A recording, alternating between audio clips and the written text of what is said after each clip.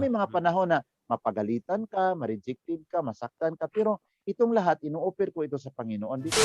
Isang panahon, punta ako sa isang bishop. Sabi ng isang bishop, why you came here without the letter? Sabi ko, bishop, mayroon kasi akong binisita na pastor dito na gusto magkatoliko. Gusto ko lang magsihay siya. Hindi yun pwede. You have to inform the chancery before going here. Sabi ko, hindi ko man alam, bishop, na ito pala ang protocol dito sa diocese. Hindi ko yan problema. Problema mo yan kasi ikaw ang gusto magpunta. Brother Noe, no? Grabe. Wala po ako masabi.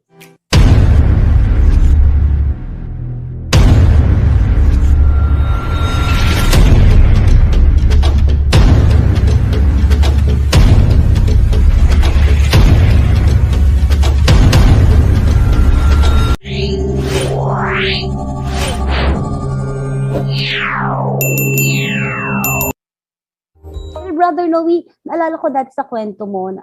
So nasa Maynila po kayo ngayon? Ha? Nasa Maynila po kayo ngayon? Oh, Maynila ako ngayon dito sa Parañaque. Mayroon kaming house dito kasi ang mga convert kasi dumami dito sa Metro Manila. So kailangan silang maalagaan. At saka kung magpunta ako sa iba't ibang siyudad ng Pilipinas, Father, Sister Kendi, it's very easy kasi may mga flight kaagad, Palawan, Zamboanga, mayroong, ano ba kasi sa wala pa ang COVID, I am traveling every day. Magpunta lang ako dito sa house sa Parañaque para mag-washing sa aking mga damit. Then pag tapos washing, punta naman ako sa Tarlac, punta naman ako sa Baguio, punta naman ako sa Ilocos, punta naman ako sa Bicol. Uwi lang ako dito para washingan ko yung aking mga damit. No. Ulitin natin. Oo. Ulitin, Brother Noe, marami na kasi ang converts. Ano pong ibig yung sabihin, Brother Noe? Yung after my baptism, sabi ko kay Lord, bigyan mo ako ng 10 mga hindi katoliko na mako-convert. Pero alam mo, binigyan ako sa Panginoon ngayon ng almost 200 converts throughout the Philippines. Under my leadership. Okay. So, mga Protestant din sila noon. Yes, galing sa iba't ibang denomination, Father, Sir Kendi, mayroong galing sa Baptist, mayroong galing sa Born Again, mayroong galing sa Evangelical, mayroong galing sa Iglesia ni Cristo, mayroong galing sa Jehovah's Witness, mayroong galing sa Islam. Kinukup-kup namin. Like for example, mayroong Islam nag-convert sa Basilan, hinahabol siya sa kanyang mga kamag-anak, bilihan namin ng plane ticket, i-transfer namin doon sa area na safe siya. Question po. Kasi po, pag nag-convert po sila, mula po dun sa kanilang dating reliyon, papunta po ng Katoliko, sila ba po itinatakwil ng kanilang pamilya? May mga sitwasyon na tinatakwil, lalo na kung ang kanilang religious movement is very separatist. Except kung ang mga religious movement na galing sila, like Presbyterian, UCCP, na mag-open to conversion to the Catholic Church, hindi yun sila parang itinatakwil. Pero kung pag-usapan natin Islam or Iglesia ni Cristo, that is a very separatist. Medyo hindi sila accepted sa pamilya. So ang kaming mga converted, nagtulong-tulungan kami, Sir Kendi. Ano yung matulong namin? Kung mayroong mamatay, magtulong-tulungan kami magbili ng kabaong. Kung mayroong mga hospital, magtulong-tulungan kami. So ako naman bilang leader, talagang very stressful. Kung ako ang tanongin, sabi ko, Lord, ano ba to na ngayon sa pastor pa ako, I enjoy my life, pero ngayon parang hindi na ako makapagbili ng aking mga sapatos dahil inuna mo yung mga pangangailangan sa mga alangan naman, bili ka ng sapatos, mayroong walang bigas. Unahin mo yung bigas. Bigas, oo. Di ba? So, Brother Noe, you mentioned na parang nakikinig ka sa bishop. Parang may bishop na in charge sa inyo? Yes po, ganun ba yon? So, actually, dito sa Metro Manila, si Bishop Ted ang nangama sa amin. Ted. Bakani. Bakani. Okay. Kaya nagre-report ako doon sa kanya sa bahay pare. Sometimes hindi ka maka-report, so mag-require siya because I am your bishop advisor. Pero in spite na siya ang bishop advisor, I have to cooperate also sa mga local ordinary. Like for example, nandoon ako sa April Diocese, I have to report to the bishop of the area. Yes, that's true. Nandoon ako sa Cagayan, I have to report to Archbishop Jose Cabantan, Bukidnon, na kung saan yung mga area mayroong mga convert, magre-report ako sa mga bishop. Of course, mayroong mga area na hindi ako kilala, na mayroong mga each diocese, Father, mayroong iba't ibang protocol na kailangan magpaalam ka, magsulat ka. So Oo. maraming mga panahon na mapagalitan ka, ma-rejected ka, masaktan ka, pero itong lahat ino-offer ko ito sa Panginoon because I know na ito talagang mangyari ito sa akin kasi nag-ikot ako sa buong Pilipinas. Grabe, Brother Noe, no? Grabe. Wala po ako masabi. Wala akong masabi sa ginagawa ni Father, di ba? Napaka-inspiring, di ba? Oo, Grabe na, ang oo. turnaround na ginawa niya. Daming sakripisyo na ginawa niya for the faith in Isang the panahon Catholic na Church. No? isang panahon punta ako sa isang bishop. Sabi ng isang bishop, "Why you came here without the letter?" Sabi ko, "Bishop, mayroon kasi akong binisita na pastor dito na gusto magkatoliko. Gusto ko lang magsihay siya." Hindi yun pwede. You have to inform the chancery before going here. Sabi ko, hindi ko man alam, Bishop, na ito pala ang protocol dito sa diocese. Hindi ko yan problema. Problema mo yan kasi ikaw ang gusto magpunta. Pero sabi, nag-smile ako kay Bishop and then umalis ako din. Mga pastor sa diocese na yun nagiging converted. Isang panahon, sabi ko, nag-joke ako, Father. Sabi ko sa kasama kong pastor na 5 pastor, mag-ano kayo, mag-long sleeve kayo, mag-necktie at saka kailangan tayong 6 nakahawak ng Biblia. Then nagmisa si Bishop doon, yung nagalit sa akin ba, nagmisa doon. Sabi namin, nakilala ko man ang pare, Father, puntahan namin saan si Bishop, nandoon sa kitchen nagkumain. Pinuntahan namin, Father, puro kami naka-necktie, naka long sleeve, para kami mga manager ba. Sabi ng Paris Bishop, ito ang mga pastor na nagbalik sa Katoliko. Pagtingin niya, mga manager ang mukha, sabi niya, "Hello, welcome."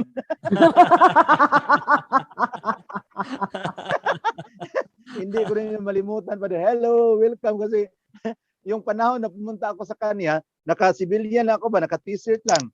Sabi ko, mag-joke-joke tayo dito. Hindi natin dibdibin itong mga pangyayari. Idaan lang natin sa joke-joke pa. Alam mo, Father, kung saan yung mga area na medyo critical like for example, ang maraming question ng obispo, ganyan, masaktan ka, mas marami ang convert. Totoo? Mas marami ang mag-convert kasi pag pumunta ka doon, umiyak ka, parang maawa ang Panginoon sa iyo ba? Tutulungan ka ng Panginoon, lalo. Pagpunta mo sa pastor na binisita mo, parang napaluha ka pa kasi pinagalitan doon galing sa obispo. So yung pastor magtingin sa mukha mo, ma-feel niya na seryoso talaga itong taong ito. Pinuntahan ako dito. Kaya madali siyang ma-convert. Kasi pag masaktan tayo, Father, umiyak ka dahil nasaktan ka, punta ka sa puntahan mong pastor, makita niya how serious you are. I know na mangyari ito sa akin kasi hindi ako kilala sa simbahan eh. Opo. Tulad nung last month, mayroong convert pastor taga Tacurong City. Ngayon kasi medyo matalino siya sa kanyang college, nag-apply siya sa seminary sa Italy. Ngayon na-accepted siya sa Italy, naghanap ako ng obispo na maka-recommend sa kanya, pumunta ako sa kay Bishop Pagbilio. So bigay siya ng rekomendasyon. Pagka next day, sabi naman na kailangan daw ng rekomendasyon sa Papal Nuncio. Sabi ko sa pastor, yung desire mo na mag-aral pagkapare, na accept ka na sa Italy, parang si Lord na lang ang bahala ha, kasi pag papuntahin tayo sa Papal Nuncio, hindi pa ako nakapunta ng Papal Nuncio office eh. Anong masabi nila? Itong mga born again na mga pastor, sabi pa ng isang obispo sa Gumaka, hindi na kayo tawaging born again, ang tawag sa inyo, come again. Tama naman.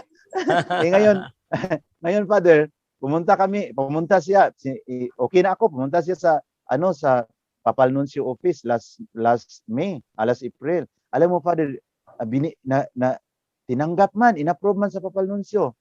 I think last May 14, nandoon na siya ngayon sa Italy, nag-aral na siya pagkapare. First convert pastor to the Catholic Church in the Philippines, studying in priesthood in Italy. Wow, praise God. Praise God. God. Yes. Yung pastor na yun, Father, tanungin mo, what is the reason of his conversion? Palagi siyang mag-dream sa simbahang Katoliko kay Mama Mary. Yun lang. Palagi siyang mag-dream kay Mama Mary niya. Kahit pastor daw siya, nag-preaching siya, makita daw niya ang kanyang sarili na nakasutana. So pumunta siya sa kaniyang obispo nila. Sabi niya, Bishop, palagi ako nanaginip na nagsutana ako, nandyan ako sa loob ng simbahang Katoliko. Parang naguluhan na yung obispo nila, Father. Sabi niya, baka tinawag ka, pastor, na magiging Katoliko, punta ka na lang sa Katoliko.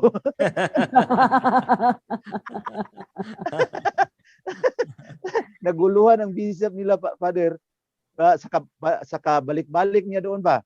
Baka, pastor, tinawag ka sa Katoliko, punta ka lang sa Katoliko kasi puro panaginip Katoliko.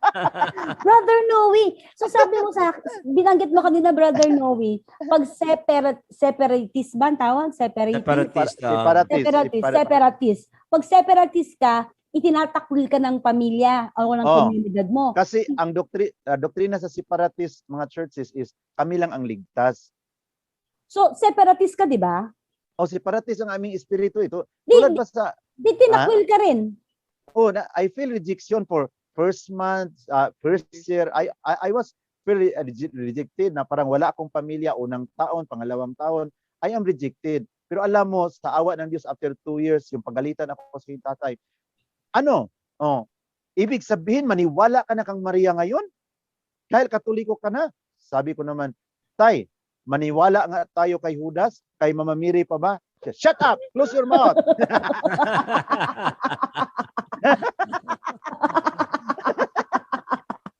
So paano na-convert ang father mo? Pagalitan niya ako, Father. Paano mo siya na-convert? Sabi ko, Pa, kung totoong mahal mo si Jesus, din galit ka kay Mama Mary. Kung ikaw si Jesus, okay ka ba? Okay lang ba kayo? Okay lang. Wala akong pakialam niyan. Basta I love Jesus. Huwag mo na yung i-endorse yung iba. Mag-recommend ka pa ng iba. Si Jesus na aking mahal. And then, alam mo, Father, doon ako lumapit kay Mama. Di ba, Ma? Sinabi ko sa kanya, kung ako si Jesus, ikaw si Mama Mary, tinakwil ko kayo, ano ang reaksyon mo sa akin? Di ba? Kung ang mga tao, minamahal nila, mahal nila ako, pero wala kang halaga para sa kanila, how will you react to that? Kaya dito ako nanindigan na kung mahal natin si Jesus, kahit respeto lang ibigay natin kay Mama Mary. Huwag lang nating siraan sa ating mga preaching, martilyuhin ang kaniyang mga larawan, sunugin ang kaniyang mga larawan, dahil ang pagsunog sa larawan sa inay ng ating Panginoon Kristo ay magbibigay lungkot sa kaniyang puso. Bakit galit kayo sa aking inay? Bakit hindi kayo galit kay Judas? Natahimik ang aking nanay kasi bakit galit kayo sa aking nanay? Pero kay Judas, wala kayong sinasabi.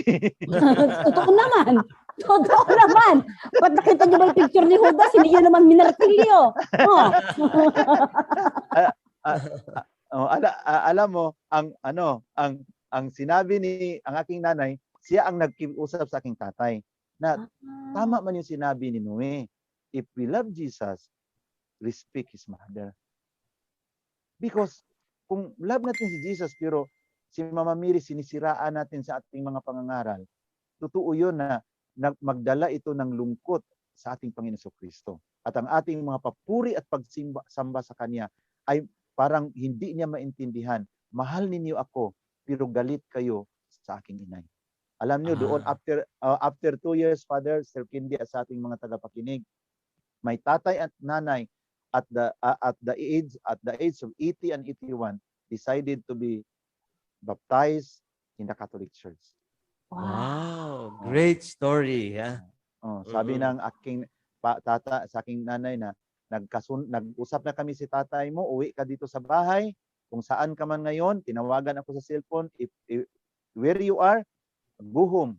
Kasi nag-usap na kami si tatay mo na mula ngayon, irespeto na namin si Mama Mary. Umiyak talaga ako, Father. Siyempre naman.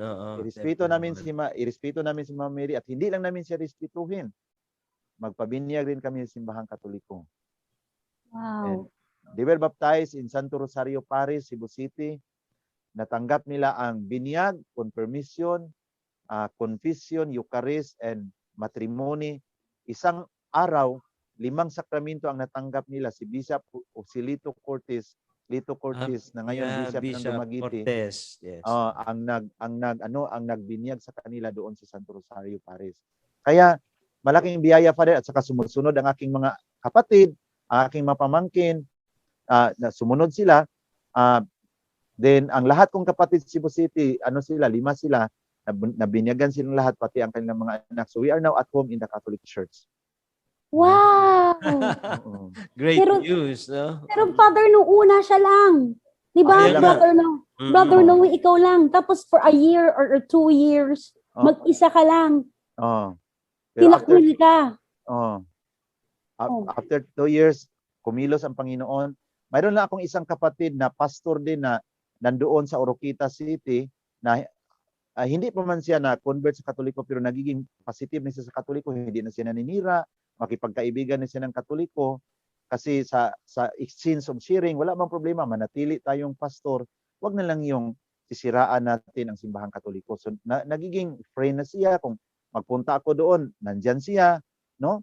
So 7 kaming magkakapatid, ika-6 ako, ang 5 lahat Katoliko na, pati ang lahat Katoliko na sila, at aking mga nanay at tatay, at we are now at home in the Catholic Church. We are so happy, at ang aking mga kapatid very active. Ang isa kong kapatid na pastora din, na convert rin siya at nagiging siya ngayon, propagator sa Our Lady of Fatima, kasi parang love niya si Mama Mary, ang Our Lady of Fatima.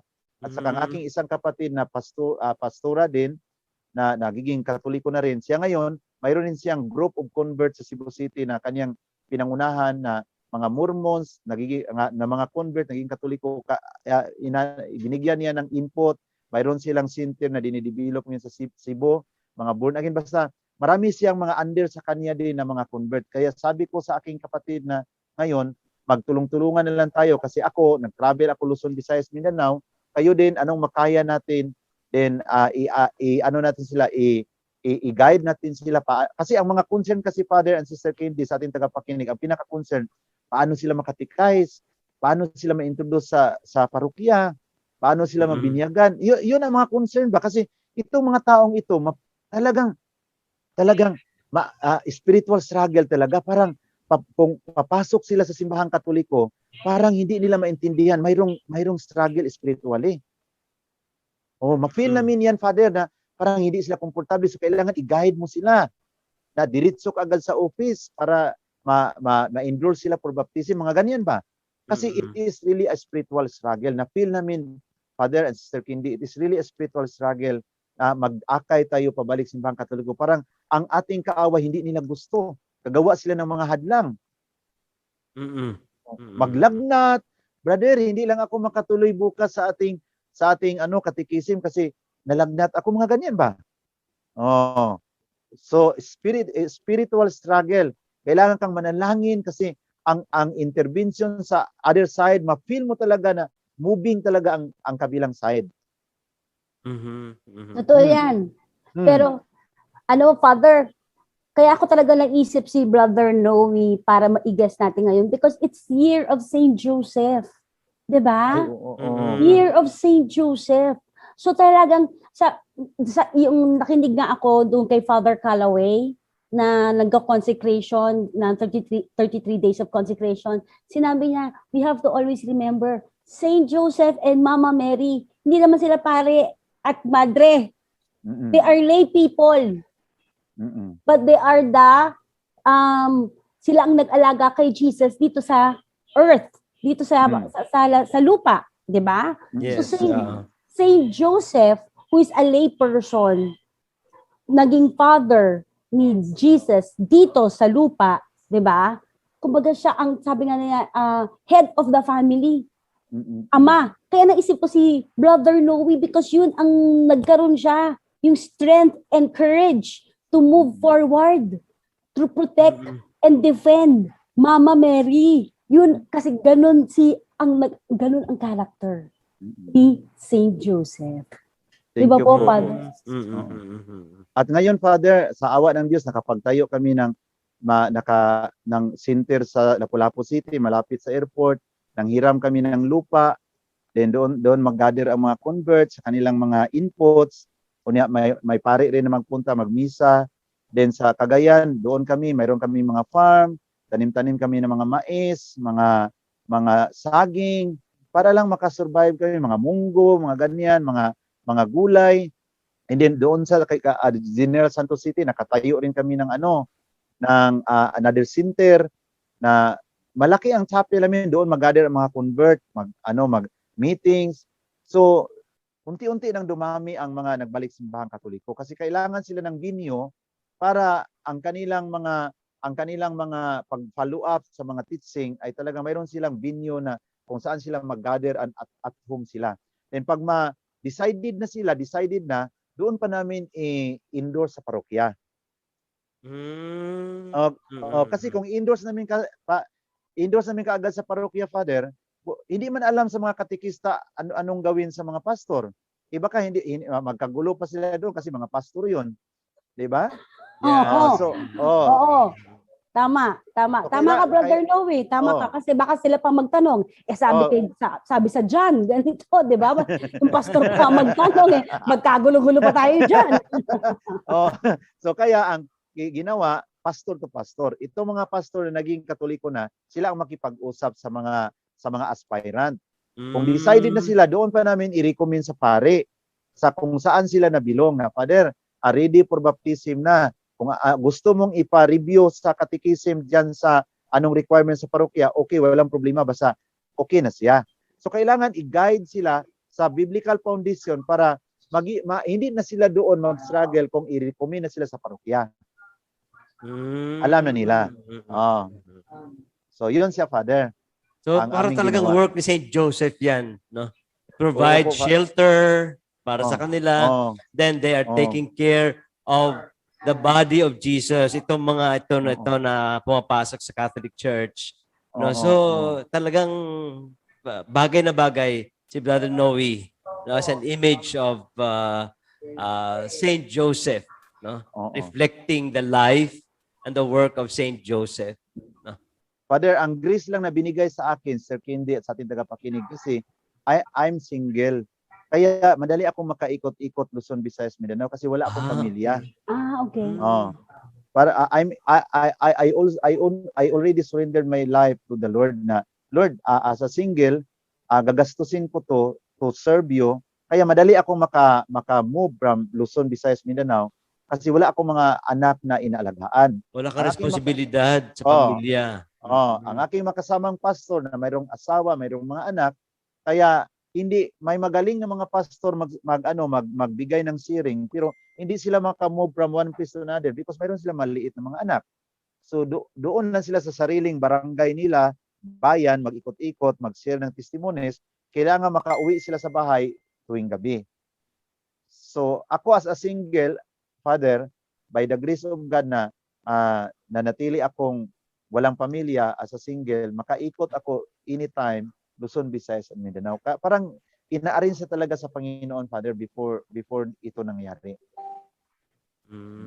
So itong mga pastors na ito, ganun din na experience sa iyo na ostracized din sila, na kailangan nilang magsimula muli from scratch kung paano nila bubuhayin ang sarili nila, pati pamilya nila. So ganun siguro ang mga struggles nila.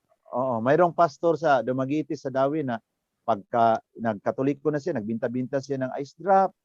Binta-binta siya ng ice drop. Sabihan siya sa mga tao, "Sus, ano bang nangyari sa iyo, pastor?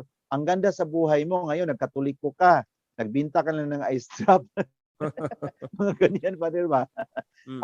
Sa Cebu, nag-ano sila ng mga barbecue, manok barbecue, mga ganyan. Kung sa mga cities, in-encourage sila yung mga barbecue, mga kainan, ang kanilang gawin. Pero doon sa mga province, livelihood, mag-alaga ng baboy, farming, paano magtanim ng mga gulay para mapagpirahan, no? Paano magtanim ng mga saging, mag-alaga ng kambing. So ako naman, na magturo sa kanila paano ko inalaga ng kambing, baboy, kailangan mayroong baboy, may kambing. At so, Brother Noe, kung may halimbawa yung mga manonood natin na gusto magbigay ng support sa inyo, sa mga pastors na may pamilya, na naging Catholics, na nawalan ng income, paano nila maibibigay sa inyo ito? Kung mabigay sa akin, Father, mayroong mabigay sa akin, nakita ko man yung sino ngayon naghirap. So, hinahati-hati ko yun. Of course, ang iano ko kaagad, magbili kayo ng isang sakong bigas, ipadala ko doon sa Dipulog area, sa mga del Norte. picturean mo ang isang sakong bigas at picturean mo ang resibo. Ganyan ba, Father? Of course naman, ginamit ko rin aking common sense na ang isang sakong bigas, tag 40 kilo, nandyan sa mga 2,000. Sobrahan ko naman ng 200 para mayroong pamasahe. So, 2,200 yun ha, kailangan 50 kilos na sa isang sakong bigas ang bilhin. Picturean ang bigas, picturean ang resibo.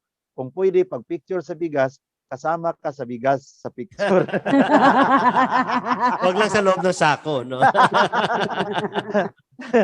Mga ganyan ako, Father, tulad ngayon, COVID. So, mayroong hirap na hirap talaga. So, magpadala. Pag mayroon akong blessings, padala ako. Kasi nakalista dito ang mga pangalan sa mga pastors na naghirap talaga. So, mayroong mag-text na walang-wala. So, Pastor, manalangin ka sa Panginoon. Ikaw, linista ko ang pangalan mo, pero number 17 ka ha. Kailangan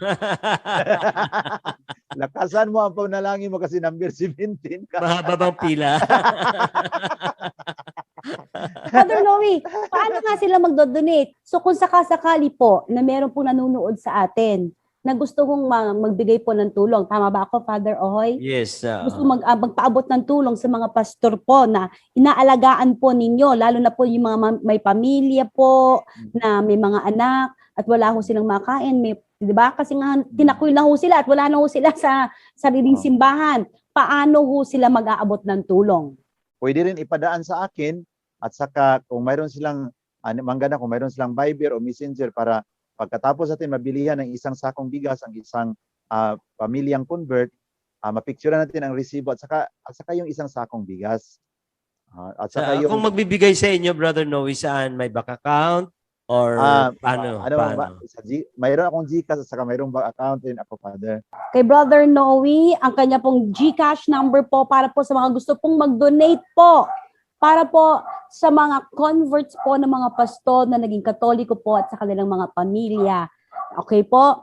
Ang number po ni Brother Noe Dora for GCash is 0915-895-3171.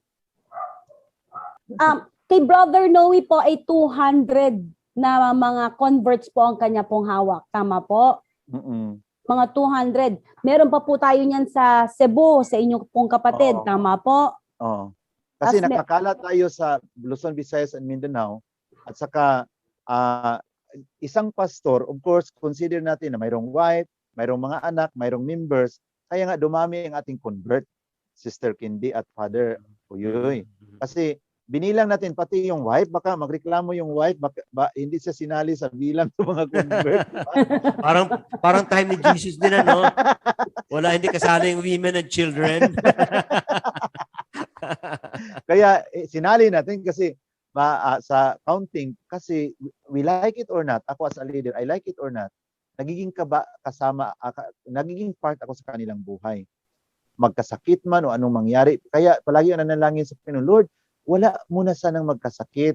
Kasi mayroon pa kaming ginawa na mga ganun, mga proyekto, no? Mayroon pa kaming pinapinisingan, mga ganyan ba? Huwag mo nang, kung pwede, Lord, huwag mo nang i-allow na mayroong kukunin mo, mga ganyan ba ang aking pinipray. Habang nandito kami, ina-arrange namin ang mga bagay na dapat naming gawin para sa aming in the future.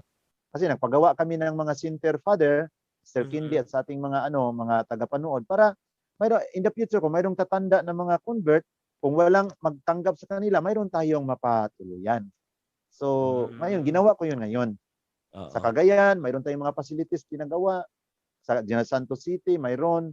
Para paghandaan na natin ang susunod na mga araw. Kailangan gawin na natin ngayon ang dapat gawin. Oo, sa mga gustong tumulong, pagka tumutulong kayo, isipin nyo lang na parang pinadadama ninyo sa mga bagong converts na ito to Catholicism that they belong to the family in the Catholic Church. Para madama nila yung love natin, yung compassion natin sa kanila. At lalong lumalim ang kanilang pananampalataya kay Jesus at through the Catholic Church. Amen. Alam nyo, Father, okay, kailangan ko lang i-share. No? Nung una ko napakinggan si Brother Noe dyan sa Mount Carmel, Tapos kasi nga, sabi niya, siya pa nagsabi alam niyo naman, pastor ako. Magaling ako sa memorization. Sabi niya, nung nag-share siya ganyan. Sabi niya, alam niyo ba? Sabi niya ganyan. Minemorize ko lahat. Lahat sa buong rosaryo. Nakita ko. Sabi niya ganyan. Nakita ko. Nalala ko pa yung pagkasabi mo. Nakita ko na ang bawat palang misteryo ng rosaryo ay nasa Biblia. Oo. Di ba, Brother Noe, binanggit mo yan. Oo. Alam mo lang dahil doon, Father, na-inspire ako mag-memorize. Naisip ko, oo nga naman. Artista ako, magaling ako sa memorization. Bakit hindi ko ginagawa ito? Kasi yan sa mga talent ko, mag-memorize Oo. Bakit, di ba? Kasi, itong mga Katoliko, kaya, di pa, pero totoo yan, Brother Noe. Pag tinanong mo ang Katoliko, ang sasagutin talaga sa'yo. Hindi nakalagay yan sa Biblia, doon sa banda yan sa kay Matthew, nakalagay. Parang may nakalagay na ganyan, yung pagkasabi. Yung gano'n. Hindi na memorize diba? Pero di ba sila mahusay sa ganyan Diyan mahila ang mga Katoliko. Kaya I think, diyan din kailangan matuto din tayo. Di ba? Para sa mga nakikinig ng mga lay person, ng mga Katoliko, kailangan meron din tayo, matuto rin tayo to armor ourselves with the Word of God. Kasi yan ang Word of God, yan ang natawag nilang sword. Diba? Yan ang sword, yan ang ating sword na that will pierce the enemy. Diba po? Tama po ako? Sister Candy, alam mo, Father, ganito, nasyak kasi ako ipagbasa ko sa, yung tinignan ko na ang Holy Rosary, kasi di ba araw-araw kami nagbasa sa Bible. Pagtingin ko doon sa first joyful mystery, the Annunciation of the birth of Jesus to the Blessed Virgin Mary, plus agad sa aking mind, wow, this is Luke chapter 1 verse 26 to 39. Ang sunod, the visit of Mama Mary to her cousin Elizabeth, Luke chapter 1 verse 39 to 56. Then the birth of Jesus, the third joyful mystery, Luke chapter 2 verse 1 to 7. Biglang pumasok sa aking isip pa na pagtingin ko sa rosary, Lord, lahat pala na nandito sa rosary, nakasulat pala sa Biblia.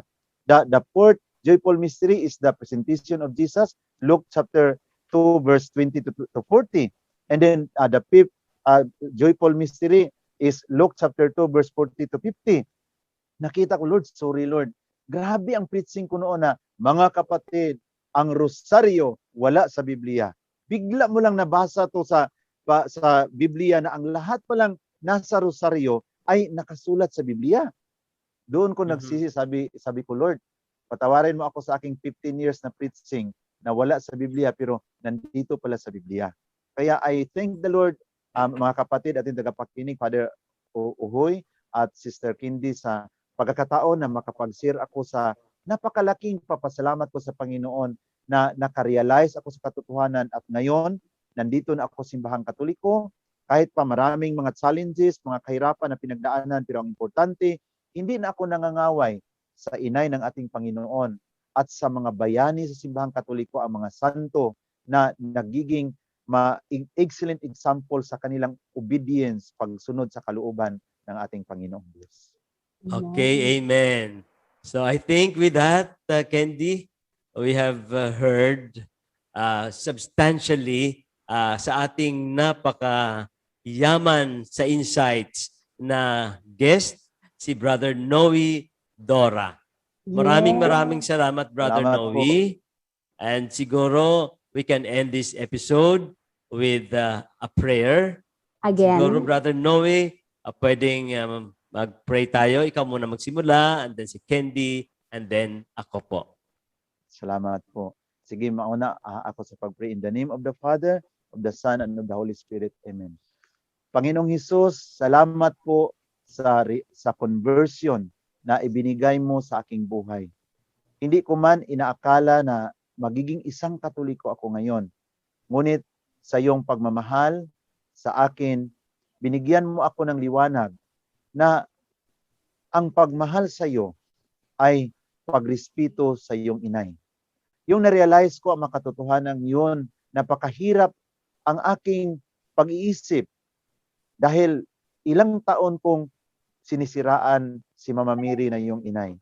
Ngunit Panginoong Hesus, by your love and mercy, hindi lang ako ang kinonvert mo sa Simbahang Katoliko, kundi pati na ang aking mga magulang na tanda-tanda na binigay mo sa kanila ang liwanag para sila rin maka-realize sa katotohanan that to love you is to respect your mother, loving Jesus. Kaya nga, salamat po na sa pagkakataon na dito nakapag-share ako kasama ni Father Uhoy at Sister Kindy at sa mga tagapakinig na binago mo ang aking buhay. Kahit na wala akong mga bisyo sa aking buhay, Panginoon, ngunit ang aking galit ay isa ring malaking kasalanan na nagbasa ako sa Biblia araw-araw, ngunit nagtago ako ng galit laban sa iyong inay, laban sa mga santo at sa simbahang Katoliko. Ngayon, I'm so happy, loving Father, na dito na ako sa simbahan, inang simbahan, na may kasaysayang nakadugtong mula ngayon pabalik sa panahon ng mga apostolit sa Panginoong Kristo. Thank you so much for this gift of conversion. Sana, Lord, marami pang tulad sa akin na makarealize, magbalik loob sa simbahang Katoliko, o kahit na hindi magbalik loob, mawala lang ang mga negative, mga galit naming pag-iisip, ang mga wrong information na aming na-receive laban sa simbahang Katoliko. We love you so much, loving Father, and this church that you have founded. Salamat po sa lahat ng mga biyaya na hindi lang ang aking mga magulang ang binago mo na dinala sa simbahang Katoliko, pati aking mga kapatid, ang aking mga pamangkin, at ang marami pa mga pastors, mga pamilya nila, mga members sa Luzon, Visayas, and Mindanao na binalik mo sa katotohanan. Kaya nga, Panginoon, thank you so much na sa pagkakataon na tinawag mo ako. I'm so grateful to this conversion, loving Father, na ipinagkaloob mo sa akin. Salamat po sa buhay ni Father Uhoy. Sana itong programang ito kasama ni Sir Kindy ay magpatuloy at magpadala ka ng maraming mga benefactors to support this program para maipabahagi ang katotohanang magdadala sa amin sa buhay na walang hanggan.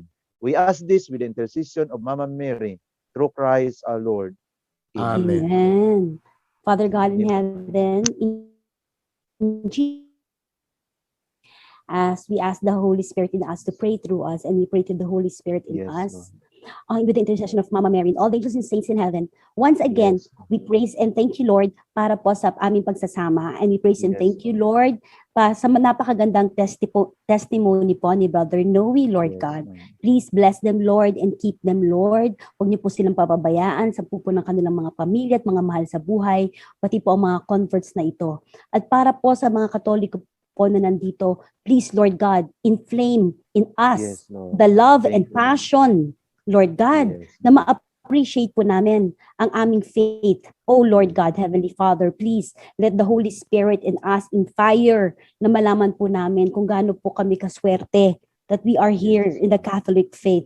Mama Mary, please always protect us with your blue mantle of protection, and thank you for always interceding for our prayers. Maraming salamat po. This is our prayer in Jesus' name. Amen. Amen. Lord Jesus, kayo po ang daan ng katotohanan at ang buhay. Yes, Lord. Marami pong salamat at dinadala nyo kaming lahat kasama si Brother Noe at ang kanyang mga kasama, pamilya, sa tamang daan at sa katotohanan at sa buhay na nais mong ibuhay naming lahat.